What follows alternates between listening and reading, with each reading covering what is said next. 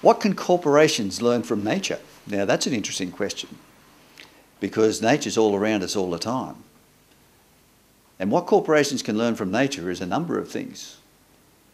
For one, they can learn that everything takes time to grow.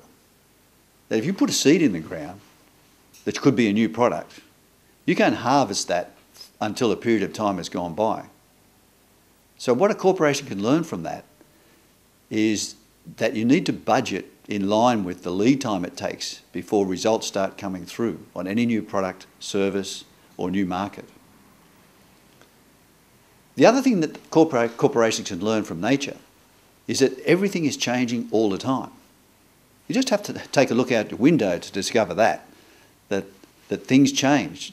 You've seen those fast-forward cameras that have been on the sky during the day to show us the weather, and just look at the change that takes place there. Leaves are falling off trees all the time, new things are growing, all sorts of things are happening out there day in and day out in nature. So things are naturally changing all of the time. A corporation can learn from that it needs to be in a natural state of change all of the time. And that change simply becomes something that they do in order to keep up with nature. Now this change can take place in one of two ways. Some corporations try and swim across a stream and change, or swim up a stream and change. But the really successful corporations find where the flow of the stream's going, get in there and change with it. The other thing that corporations can learn, or another thing that corporations can learn from nature, is the rhythm of life, if you like.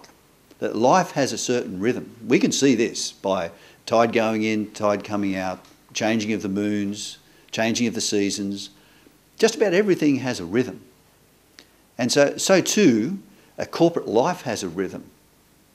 In recent years, we've seen, some pretty serious downside for a lot of corporations. And of course, the other side of that is that things can go really, really well for a period of time. So from the management point of view, management needs to understand that these rhythms are going to take place, and just to structure the organisation to weather the good times and the bad just as well.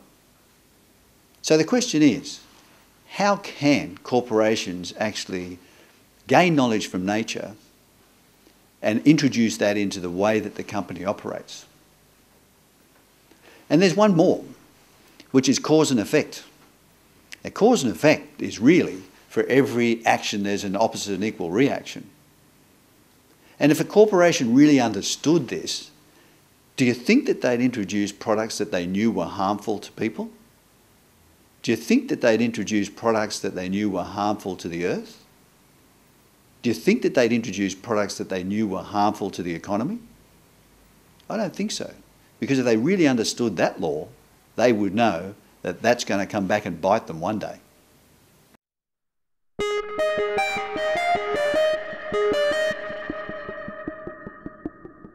I often talk about the next generation of employee-employer relations.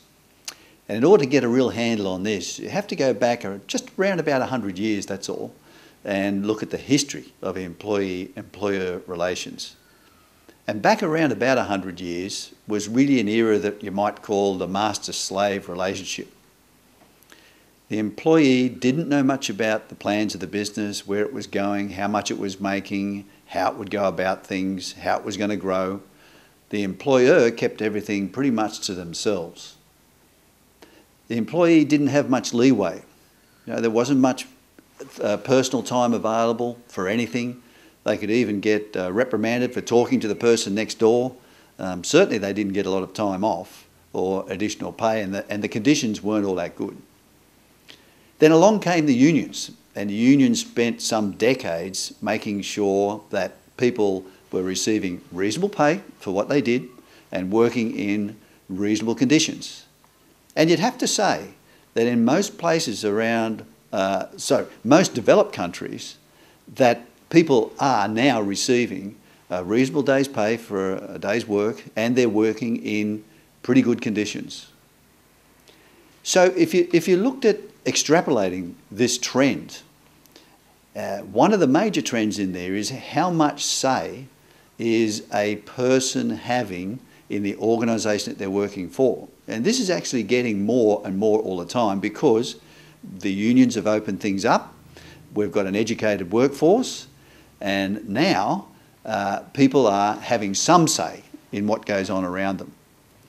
Now, I think that the next generation of employee-employer relations is all about the employee having a lot more say in how the organisation has been run by way of the employer figuring out how to tap into their thoughts, in other words, how to do thought management, how to tap into their creativity, but not just so that it's taken and the employee doesn't get anything for it, but so it's a win-win situation for both parties.